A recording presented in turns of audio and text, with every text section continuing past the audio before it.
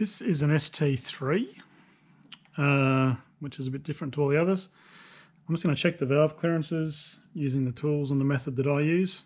I'll start with the exhaust because it is the easiest, I guess, to check. So just normal, measure an opening clearance. It's 0.1. I'd usually use the same clearances as a 4 valve on these, so 0.15 on the opener and about 0.05 on a closer. The exhaust, that was 0.1. It's 0.125 or 0.13. That's tight. I've done this bike once before, so it would have been set, but I have seen ST3s lose all their opening clearance on the exhausts, and it should gain clearance on the closer. So we'll check that. That's 0.1. I would have set it to 0.15 last time, hopefully. Okay, so I'll check the closing clearance. Well, how I check the closing clearance is with this little rig. It's a piece of angle iron, a few holes drilled in it, a couple of nuts welded to it, and I set it up so that it screws into the rocker cover screw and goes on like so. And the dial indicator with the little foot that comes with some of the dial indicators, little black plastic thing, just sits on the edge of the shim.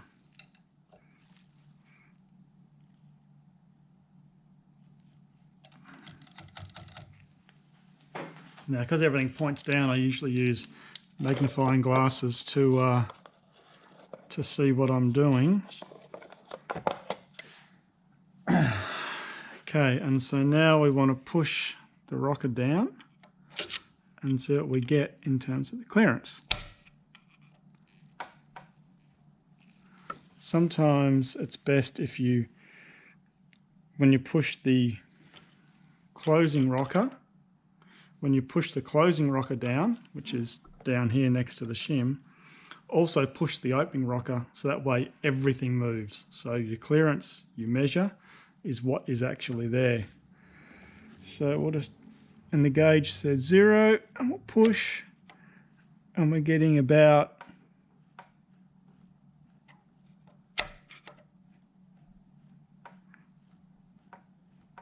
about 0.13.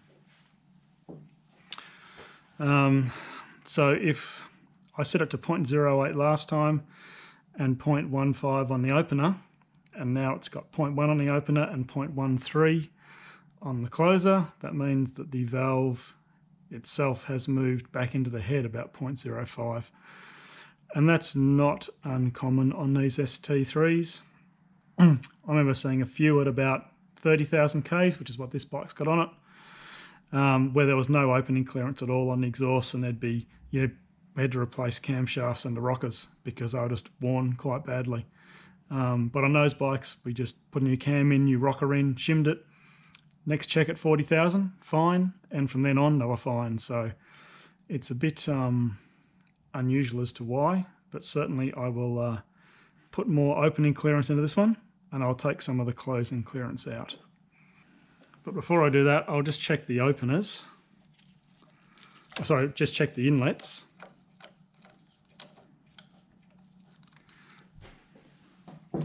Do the openers first. Knowing these things, the exhaust has got a very heavy closing spring, whereas the inlets have very soft closing springs, incredibly soft closing springs. And you can pretty much push the closing rocker down just by putting a shim in. So what I always do is I get a screwdriver, just a flat blade, put it underneath the edge of the closing rocker and just load it to pull the rocker up. And we put a 0.1, it's 0.1.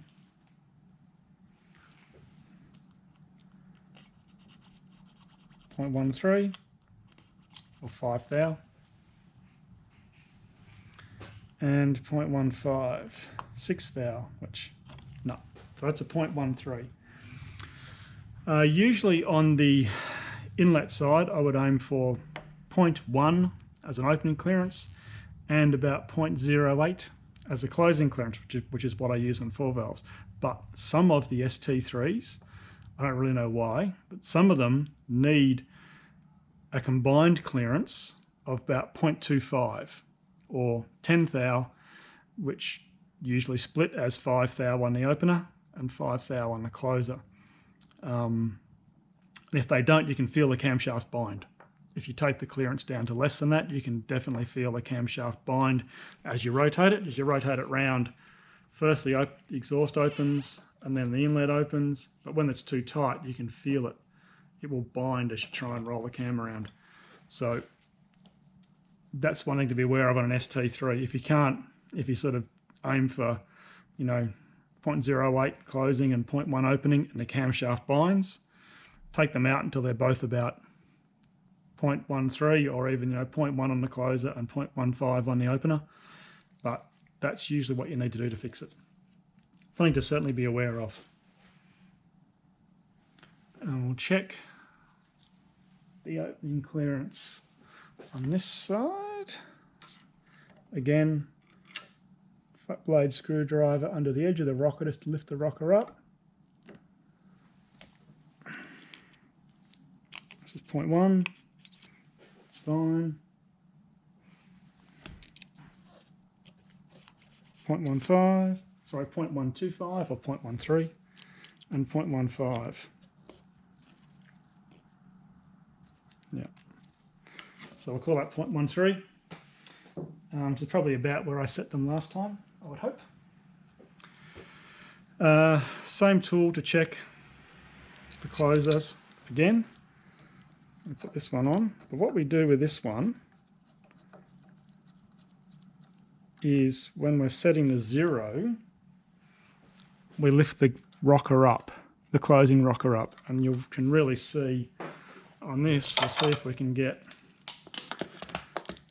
I'm not sure if this is going to show up on the camera. They're quite frustrating to deal with in this sense. If you zero the gauge there, and then we move around here, if we lift the rocker up, you can see it's come up sort of 0.03, and that's pretty common. So the 0, oops.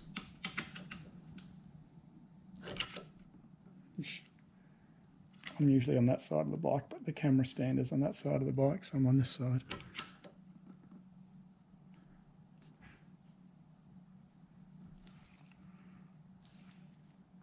So I'd sort of say 0 is about there. And it is just a bit of a load it and see how it goes thing. Now, same as the other side, I like to load both opening and closing rockers and push it down, and I can't see. It's about 0.08. So I would say we've got about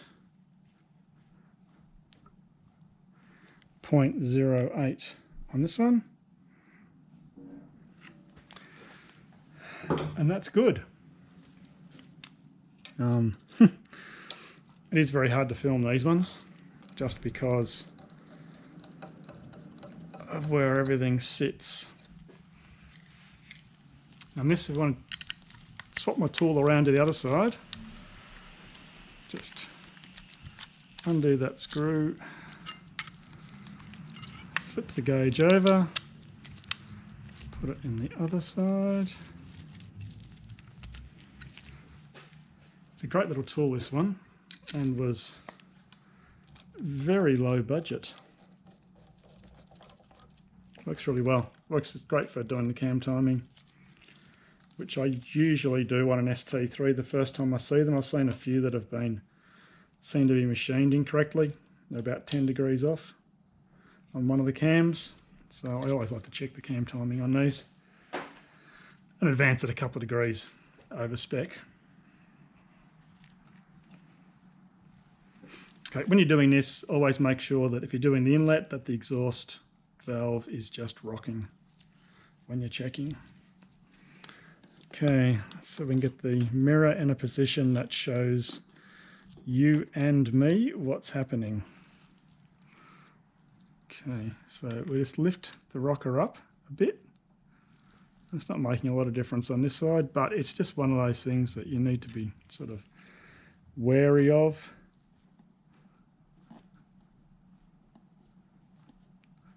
This one's got about 0.11, or just over 4 thou. And given this, the fact that you can sometimes have interference on these ones with less than 0.25 combined clearance, it's happy at that. I'm going to leave it at that. Often the first time I see ST3s, ones that I haven't personally done before, I often see, 0.3 closing on these. And I don't know whether people just don't measure them properly or what, but it seems to be one of those things that ST3s that I haven't seen before often are really bad on the closing clearances.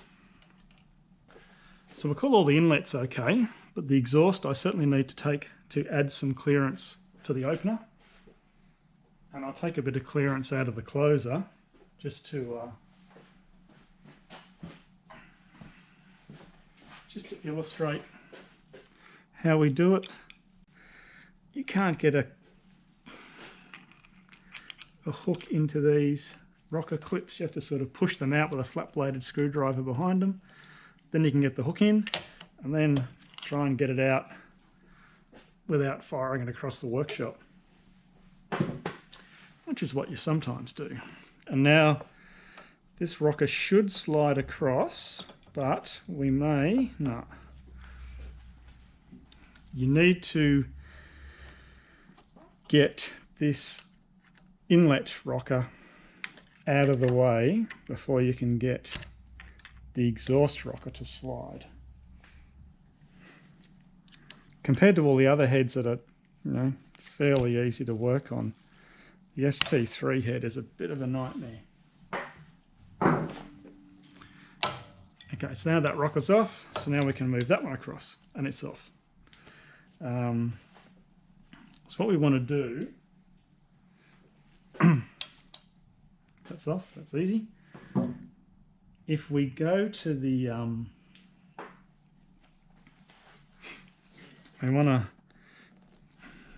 spin the cam around. Okay. You can see I can push a little bit, so it means it's a little bit on the closing circle, but not much. So I think I'll need to pull the other inlet opening rocker across, and there's a point at which go in. There we go. There's a point at which you can rotate the cam most of the way around.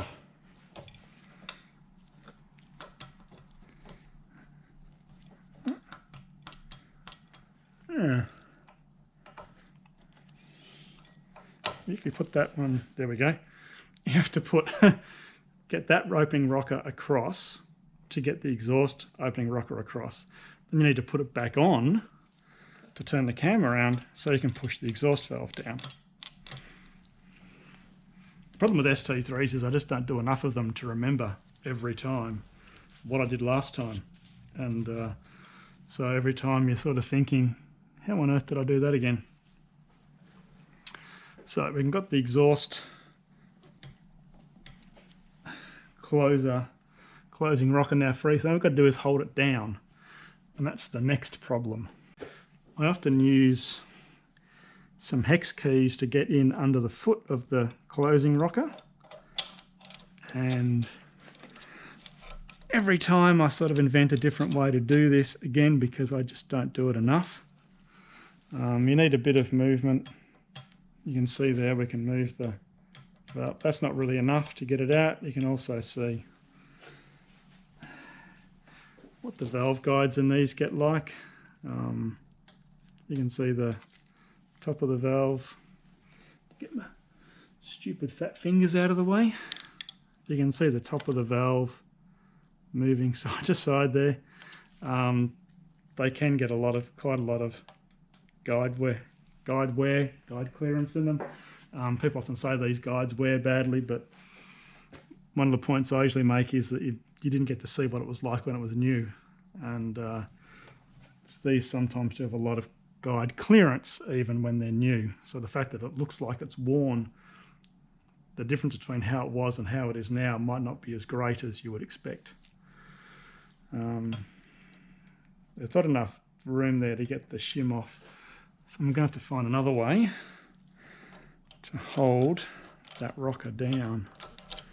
This is a 7mm hex key, and often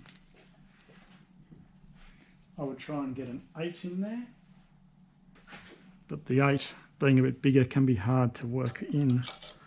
I'll see if I can go in from this side maybe.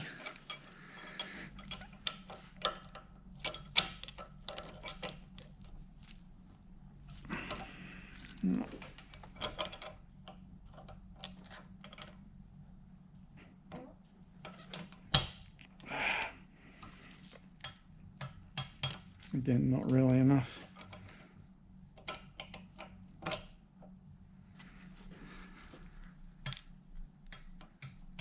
It's in gear. I'll just spin the engine over to top dead center.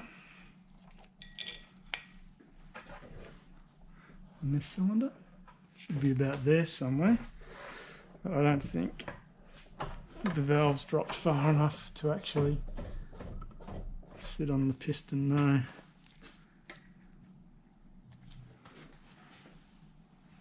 If I hold the valve stem, there we go. And so now the collets are exposed, so I'll take my gloves off. I'll pop the collet out with the magnet. Now the main thing to try and do here is know which way the collet came out and put it back in exactly the same way, because the collets wear, but as they wear they also settle. I guess they possibly work harden a little, and once they're settled they stay the same shape for quite some time. So usually if you do this job once, or maybe even twice, just depends if the valves are moving. But if the valves aren't moving, you do this sort of once and pull them down nice and tight, and they should stay that way for, you know, maybe 2 or 3 checks. That's what you hope happens anyway. I'm going to measure the shim. Okay, so the valve shim was a 3.01. This shim is a 3.06. So that should take about 0.05 out. I mean, realistically, it's not a great deal, and we're possibly being a little bit petty, but, you know, the camera's here, so I might as well make a show of it. Whether I would, you know, I generally say if I'm not going to make a change of less than 0.05, I don't do it, particularly on the closers, because everything gets a bit more messy when you start getting involved with closers and things don't work the way you hope, and you start dropping stuff, and next thing you know, you sort of hate yourself for starting. So I try not to be too unrealistic about what might happen, but given that the valve's definitely moving, given that the inlet, the opening and the closing clearance changed, I'm going to do it, and that way we'll know for next time exactly what's happening. We might find next time it makes no difference, like it hasn't moved at all, or we're in a similar situation, and maybe then you sort of think, okay, we need to pull the head off and do something, whether it's a seat issue or a valve issue. Just making sure I've got these collets in the right way. You can see little wear marks on them. I have to put the strong glasses on to be able to see them these days, and often it's more a it's the light as much as anything, the way they reflect light, that you actually notice the difference in. Okay, so I'll push the valve down, just make sure the collets are sitting in where they should be. You can do, there you go, that sits down. The top of the valve should be pretty much flat with the top of the shim, and that's generally when the collets are in correctly. now we try and get this hex key out again. There we go. Wasn't as bad as it could have been. And what I usually do is just give it the plastic screwdriver just to let it bang against the seat a little bit. And now we need a thinner opening shim to give us some more clearance. The opening shim that was in there was a 2.74, and so I've got a 2.68 now. There is another video if you wanted to see about how the shims work, or the measuring and stuff. There is another video on 7mm shims, which is what these are. So thinner opener. I don't know if I can get this. I think what I'll have to do is slide this rocker across, so I can then get this rocker back on, and then this rocker back on, and there you go. Move the engine around a bit, let the valves open. I'll hit the piston, there we go. Oh, still got one of our other inlets off. Okay, now we're all on. So it feels nice. So we'll go back to the inlets are rocking. That's where we'll measure our exhaust clearances. Opener, 0.15.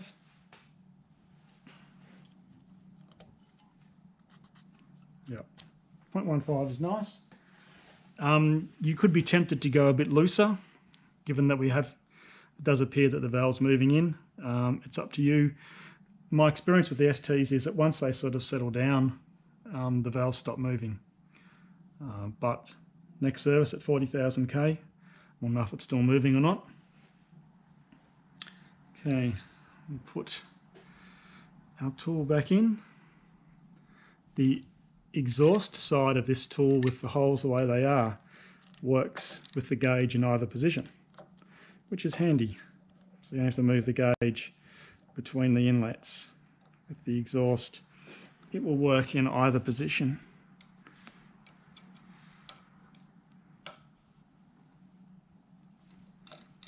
Okay.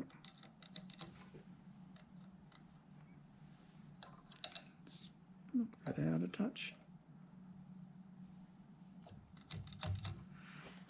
Okay, let's again move our mirror to an appropriate position. Hopefully you can see it as well as me. They really are annoying, these things. That's the way it all works. I'm sure it was a good idea somewhere. It's quite disappointing I didn't use this engine more. There are actually some 652cc air-cooled 3-valve monsters around. I saw one, there was one for sale in France, probably, I don't know, 10 years or so now. Apparently they made 50 of them before they canned the idea, which I guess was when they decided to go with the 696 engine instead. So there are 52 652 3-valve air-cooled monsters in existence. Just don't try and find parts for it. Okay, so if we try and this one now, push both down, and we've got 0.5. I'm happy with that. I'm not sure if we can get it in a position that the camera will pick it up. It's quite hard to make a mirror stay where you want it to. Possibly not. I think it probably needs to be over there somewhere for the camera to pick up. I'll push on this side. Possibly wasn't even picking up that. But that's 0.05. I'm happy with that. And next time we'll know if it is still moving or not.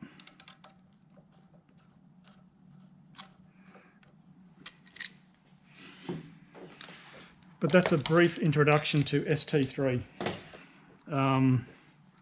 Moving the rockers around in a sequence to get access is the main thing with these, and also the holding down of the closing rockers.